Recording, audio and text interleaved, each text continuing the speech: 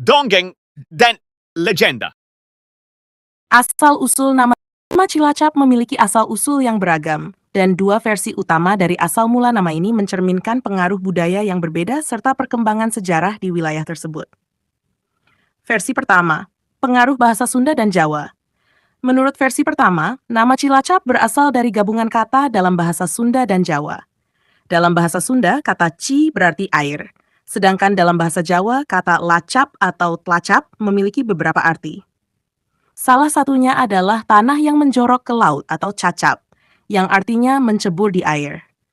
Dalam konteks ini, istilah cacap hingga kini dikenal oleh masyarakat Cilacap sebagai cara menanam tanaman di lahan berair. Pengaruh bahasa Sunda di daerah ini mungkin disebabkan oleh kehadiran penduduk dari suku Sunda yang menetap di Cilacap dan turut mempengaruhi tradisi serta budaya setempat, termasuk dalam penamaan daerah. Versi kedua, asal-usul dari bentuk geografis dan pengaruh kolonial. Versi kedua terkait dengan bentuk geografis wilayah Cilacap dan sejarah pembukaannya sebagai permukiman baru. Menurut sumber dari Babat, Raden Cakrawedana, anak dari Tumenggung Cakrawedana Ad, Bupati Kasepuhan Banyumas, diutus untuk membuka hutan di daerah selatan, yang kemudian menjadi Cilacap. Rombongan Raden Bey ini tiba di sebuah teluk yang ujungnya memiliki bentuk mirip dengan mata bajak, yang dalam bahasa Jawa disebut luku. Bentuk ini dikenal sebagai cacap atau tlakap. Mr. W. de Wolf van Westerode, seorang asisten residen Purwokerto, mencatat dalam resensi bukunya bahwa penulisan Cilacap seringkali disalah-tafsirkan sebagai kata yang berasal dari bahasa Sunda. Dia menjelaskan bahwa terjadi perubahan ucapan metathesis dari tlakap menjadi Cilacap. Dalam bahasa Belanda, kata Cilakap diterjemahkan sebagai sudut atau titik lancip, scherpe hoek of punt, yang mencerminkan interpretasi kolonial terhadap bentuk geografis daerah tersebut. Tlakap dalam tradisi kerajaan. Selain itu, dalam konteks budaya kerajaan, istilah tlakap digunakan untuk merujuk pada titik-titik yang dikenal pada motif stasi payung dan kepala kain batik dan sarung. Hal ini menunjukkan bagaimana istilah tersebut tidak hanya memiliki makna geografis, tetapi juga memiliki peran dalam seni dan kerajinan tradisional Jawa. Kesimpulan, kedua versi ini menggambarkan bagaimana nama Cilacap memiliki sejarah yang kaya dan kompleks, dipengaruhi oleh interaksi antara budaya Sunda, Jawa, serta interpretasi kolonial Belanda.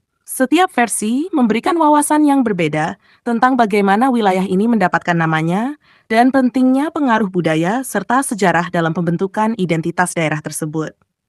Nama Cilacap tidak hanya mencerminkan pengaruh dari budaya Sunda dan Jawa, tetapi juga menyoroti bagaimana sejarah dan geografi berperan dalam membentuk identitas suatu wilayah. Setiap versi asal-usul nama ini memberikan kita pemahaman lebih dalam tentang perjalanan sejarah yang dilalui oleh Cilacap hingga menjadi seperti yang dikenal saat ini. Pengaruh budaya dan tradisi. Pengaruh budaya Sunda dan Jawa dalam penamaan Cilacap menunjukkan adanya asimilasi budaya yang kuat di wilayah ini. Awalan ci, yang berarti air dalam bahasa Sunda, mungkin digunakan karena Cilacap memiliki wilayah perairan yang signifikan, seperti pantai dan sungai, yang menjadi elemen penting dalam kehidupan masyarakat setempat.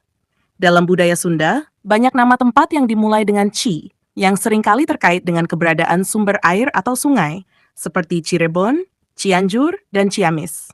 Di sisi lain, kata lacap atau tlacap dalam bahasa Jawa yang berarti tanah yang menjorok ke laut atau bentuk geografis yang menyerupai mata bajak, menunjukkan adanya pengaruh budaya Jawa yang kuat dalam interpretasi dan penamaan wilayah ini. Proses cacap, yang mengacu pada cara menanam tanaman di lahan berair, juga memperkuat hubungan erat antara kehidupan sehari-hari masyarakat dengan nama tempat yang mereka huni. Pengaruh kolonial Belanda, versi kedua, yang menyebutkan bahwa penamaan Cilacap berasal dari kata tlacap, yang mengalami perubahan seiring waktu, menunjukkan adanya pengaruh kolonial dalam cara pandang terhadap wilayah ini. Interpretasi Belanda terhadap bentuk geografis sebagai sudut atau titik lancip memperlihatkan bagaimana perspektif luar dapat mempengaruhi cara suatu tempat dipahami dan diabadikan dalam sejarah. Penulisan Cilacap yang mengalami metathesis dari tlakap menjadi cerminan bagaimana bahasa dan budaya dapat berubah di bawah pengaruh pemerintahan kolonial. Tlakap dalam seni dan kerajinan. Penggunaan kata tlakap dalam tradisi kerajaan, khususnya dalam pola batik dan sarung, menambah dimensi estetika dan budaya pada istilah ini. Ini menunjukkan bahwa tlakap tidak hanya berfungsi sebagai penanda geografis tetapi juga memiliki peran dalam seni dan ekspresi budaya. Motif yang dikenal pada stasi payung dan kepala kain batik mungkin mencerminkan kekhasan dan keunikan budaya Jawa, di mana setiap motif memiliki makna simbolis yang mendalam dan seringkali terhubung dengan aspek-aspek kehidupan masyarakat dan alam sekitar mereka. Refleksi sejarah dan identitas. Secara keseluruhan, asal-usul nama Cilacap menggambarkan bagaimana sejarah, geografi, dan budaya saling berinteraksi untuk membentuk identitas suatu tempat. Perpaduan pengaruh Sunda dan Jawa, ditambah dengan interpretasi kolonial, menciptakan sebuah nama yang tidak hanya kaya akan makna, tetapi juga mencerminkan perjalanan panjang yang telah dilalui oleh masyarakatnya.